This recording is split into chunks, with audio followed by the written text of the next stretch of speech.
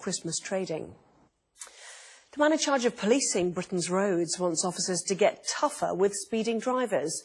Chief Constable Anthony Bangham said people should no longer be given a 10% buffer and should instead be fined or charged if they go above the limit by even 1 mile an hour. But how easy would it be to enforce? Our correspondent Tom Parmenter reports. I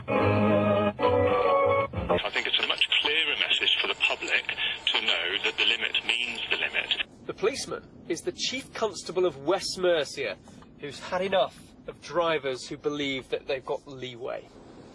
At Irene's roadside cafe just outside Lutterworth, Tracy and Michelle had just about enough. Drivers who had heard about it and were complaining. I had, this is absolutely ridiculous. How, comments like that this morning. Nobody was like, oh, this is a good idea. But then I suppose it's got to be drummed in that 30 mile an hour is the maximum, isn't it? Yeah. Currently 55 miles an hour in a 50 zone and you're unlikely to get a ticket. But speeds aren't always what they seem. This is a 70 mile an hour stretch of dual carriageway. My sat-nav is saying I'm doing 54 miles an hour. My speedometer says it's closer to 58. Everyone would have to be super accurate. Paul's firm supplies speed guns to 97% of the country's police forces. The truth of the matter, it underreads slightly by the matter of it always rounding down to the nearest whole figure. So there's always that point that if you're caught with one of these, you're definitely speeding. You are definitely speeding.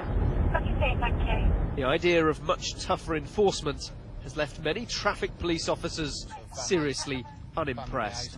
We haven't got the time, and I think we'll lose public support because the only time the police are going to come into contact with the public is by giving them a ticket, and when they ask for somebody to come out for crime, they're not getting anybody, and that can't be right. If police workload increases, the same would apply to the court. All it would do is cause thousands, tens of thousands of cases to come before the court, and the Crown would never be able to prove any of these cases. So it will cost the taxpayer an inordinate amount of money, it would tie up lots of people from working, and it wouldn't secure any convictions, and it would seriously alienate the public, the police from the public. This is just an idea, not a national policy yet. But if your journey takes you anywhere near West Mercia, which is Shropshire, Herefordshire and Worcestershire, it may be an idea to slow down just more. Tom